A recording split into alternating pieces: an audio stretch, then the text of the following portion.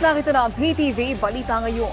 Ipinatigil muna ng Sugar Regulatory Administration ang conversion at paglalabas ng imported na asukal na dumating sa bansa sa ilalim ng Sugar Order No. 7. Paliwanag ng SRA, ito'y upang mapigilan ang tuluyang pagsansa ng farm gate price ng asukal ngayong harvest season at masuportahan ang local farmers. Mababatid na mula sa dating 3,000 pesos, bumaba sa 2,500 pesos hanggang 2,700 pesos ang presyo ng isang kaban ng asukal.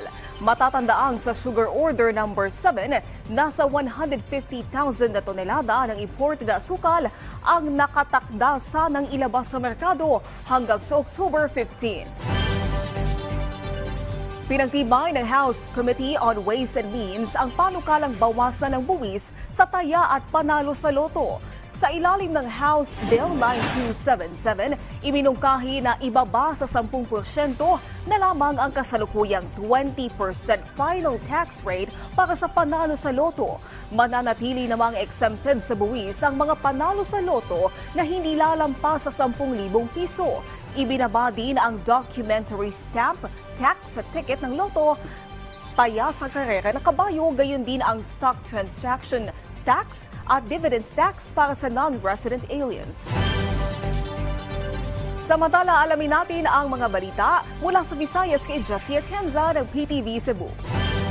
Daghang salamat Naomi og maayong adlaw. Patayon nga sa kabata human nga malunod samtang nagduwa sa usa sa mga sapa sa dakbayan sa Subo. Nakuhaan pa og CCTV footage ang pagduwa sa 4 anyos nga si Junjun sa sapa sa Barangay Dayas pasado alas 5 Sabado sa hapon.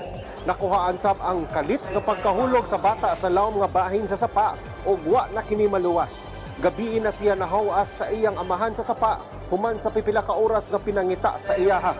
Matod sa mga opisyal sa barangay, wa sila nakitang foul play sa insidente base sa ilang nakita sa CCTV footage. Samtang sa laing bahin gipahigayon dinhi sa Subo ang 2023 National Literacy Conference diin gipaabot ang pagtambong ni Vice Presidente ug Education Secretary Sara Duterte. Dulan sa 500 ka mga school superintendents, regional directors, principals, DepEd officials, mga representante sa mga NGO ug mga opisyal sa mga LGU ang nagtapok dinhi sa Sugbo. Kinialang sa 2023 National Literacy Conference, isip kasaulugan sa tinuig nga Literacy Week. Ang tema karong tuiga, Building a Culture of Literacy, the Power of Communities as Catalysts of Literacy Development. Mismo si Vice Presidente ug Education Secretary Sara Duterte ang keynote speaker sa maong conference karong adlaw. At yan ang mga huling balita mula sa PTV Cebu. Ako si Jessie Atienza. Balik sa inyo, Naomi. Daghang salamat, Jessie Atienza. At yan ang mga balita sa oras na ito. Para sa iba pang update, i-follow at i-like kami sa aming Facebook at Twitter accounts at PTVPH. Ako po si Naomi Tiburcio. Magandang hapon.